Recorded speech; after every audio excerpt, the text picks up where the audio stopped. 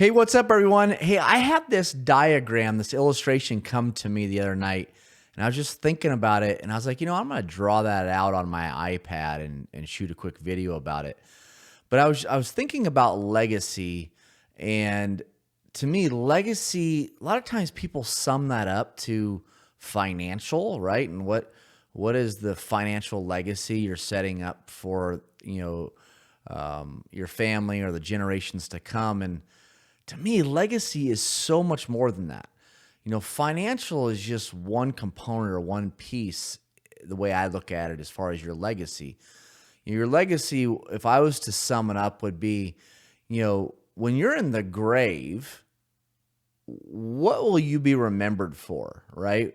Where did you succeed in life? Where did you fall short in life? And so I wrote down legacy, and I drew a line, okay? And at the top I have succeeding, and at the bottom I have failing. And then along the top I just wrote out some basic pillars or areas of your life. And I wrote spiritual, I wrote relationships, which family, friends, community, your health, your personal growth / education. And I'm not talking formal education. I'm talking about what are you doing to grow as an individual in really any aspect of your life. How are you growing? Through masterminds, through mentors, through your peers, through courses, books. What are you doing to continue to personally grow?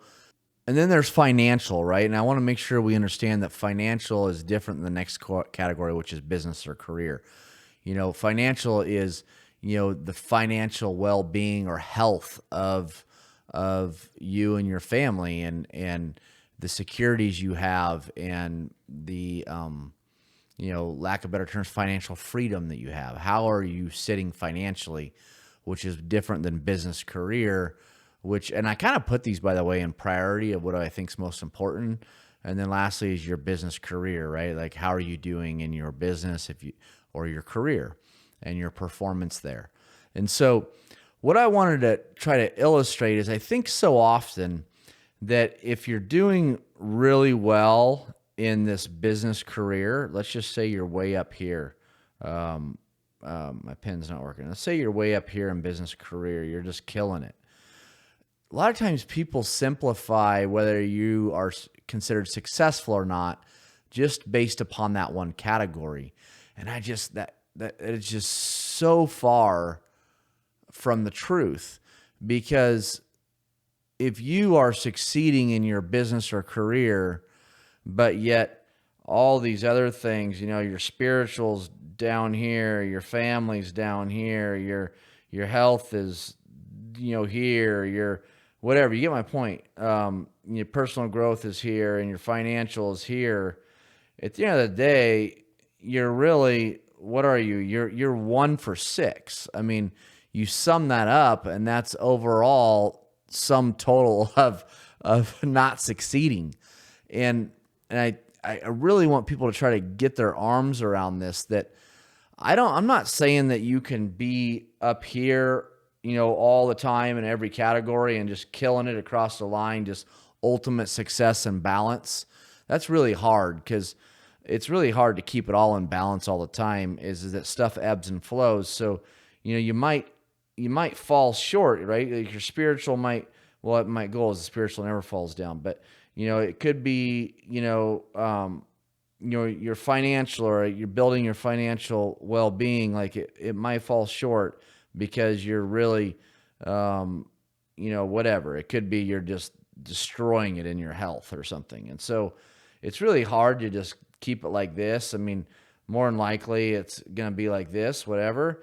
But the goal is to not let any category fall below this line where now it's considered you're failing, right? You don't want to sacrifice, one category for a next, so much so that category falls down into the failing,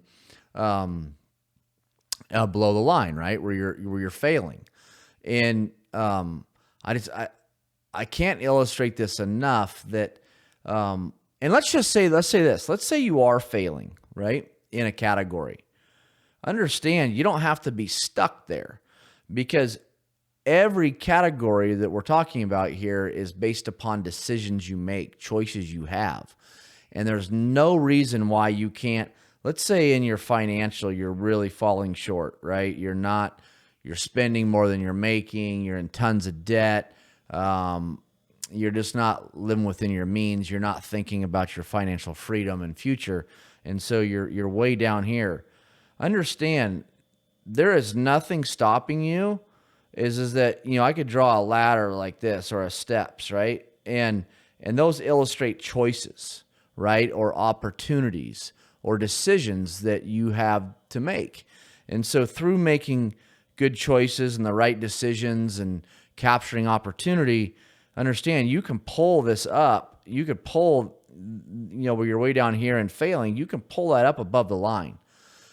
The moral of the story with this diagram is I can't encourage you enough to try to be above the line in all these categories.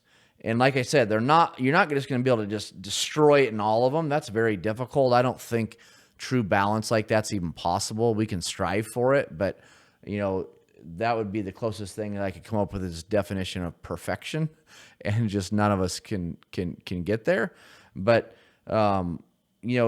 just try to keep them up all in the succeeding area, right? Or the succeeding side of this diagram. And so hopefully that illustration means something to y'all. I know it means something to me, and I just wanted to try to draw it out. So anyways, food for thought. Hopefully you find that valuable. I appreciate you all. And drawing here on this iPad is a new thing for me. So hopefully my message came across. I appreciate y'all. Take care. Bye-bye.